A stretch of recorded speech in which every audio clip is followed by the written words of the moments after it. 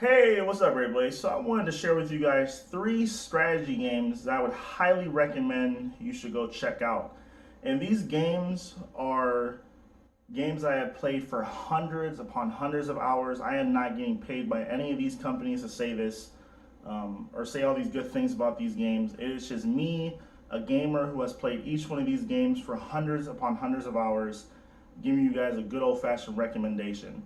And these three games are Heart of Iron 4, Total War 3 Kingdoms, and Galactic Civilizations 3. Now, before I begin, I just want to ask you guys to hit that subscribe button, like this video, and comment at the end of the video and tell me what you guys think. And also, I'm always on the good hunt. I'm always on the hunt for new strategy games to play.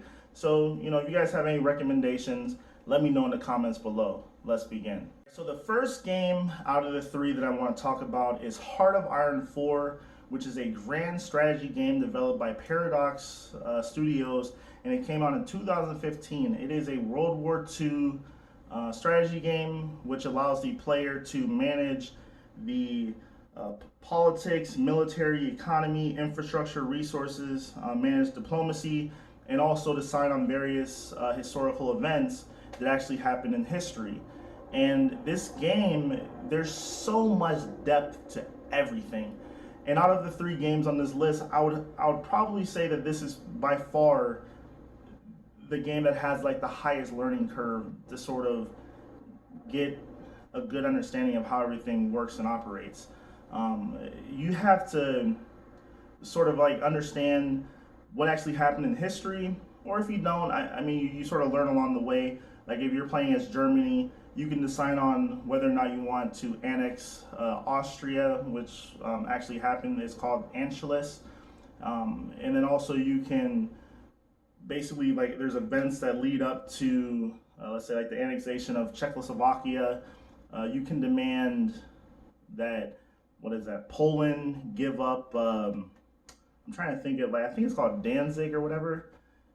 And at the same time, you're constantly trying to keep world tensions low, because if you have world tensions go up too high, then you can trigger World War II before you're ready. And you have to manage your infrastructure, you have to manage your resources. I mean, you have to even look at, from a historical standpoint, one of the reasons that Germany went to war was because they didn't really have the main resources within their own country. That's why they invaded the Soviet Union, or that was like one of the main reasons they invaded the Soviet Union. But you get to decide which countries you want to invade. Which countries you want to have as allies. I mean, you can be the United States and have an isolationist policy throughout the entire war, not get involved whatsoever. You can be Japan and invade, let's say, the Soviet Union, which didn't happen, but in this game, you can decide that. You can invade Australia.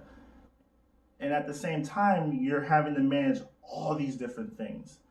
And that's why I would highly recommend this game, because if you're a fan of strategy games, you are going to be highly, highly just ingratiated by everything within this game. It is an amazing game, and I would highly, highly recommend it. So the second game on my list that I would recommend that you guys should go check out is Total War 3 Kingdoms, which is a game that is part of the Total War franchise created by the Creative Assembly Studios company. And it is a turn-based strategy game that takes place during the fall of the Han and the Three Kingdoms period in China, where you get to pick a faction and slowly but surely start to control a big chunk of China. And at the end of the game, you pretty much rule all of China. And you get to manage the economy, politics, diplomacy, family, lineage. You can actually adopt your generals or different strategists into your family and have them married off and have them have offspring that have royal titles attached to them or whatever, and then you can then marry them off to another faction to increase your standing within that faction. It's actually a very, very complex and intriguing game. Not so much as complex as Heart of Iron 4, but it definitely is a challenging game that you can play over and over again. There's also a aspect of the game which involves, the battle part of the game where you can lead armies to open field combat. You can siege or besiege cities, or mount a defense of a city that is in siege.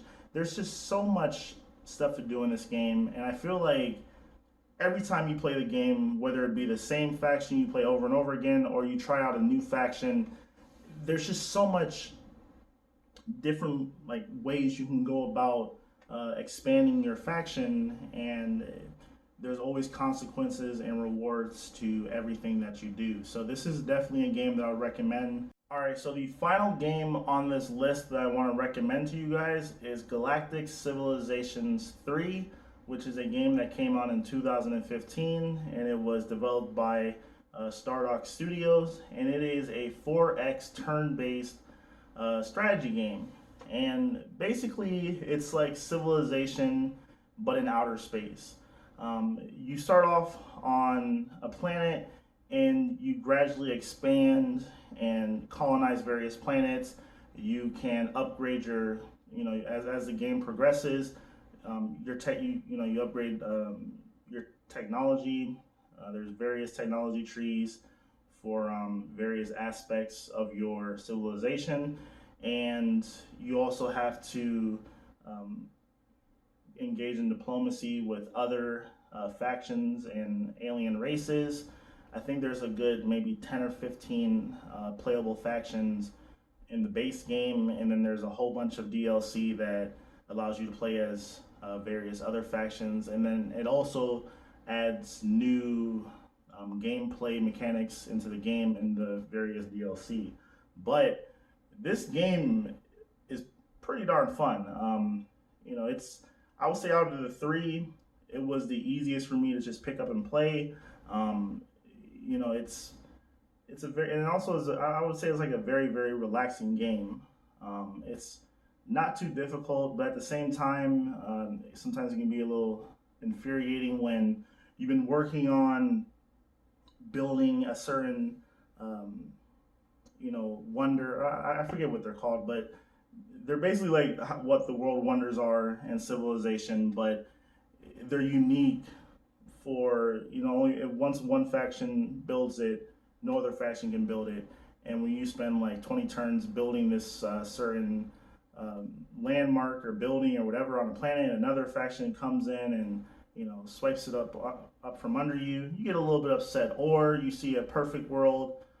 Basically, the different planets are classed from like 1 to 25 or 26, and basically each level adds one new tile you can use to build on that planet. And you might get upset when like another civilization colonizes that planet right from under you, and then you want to go to war with them.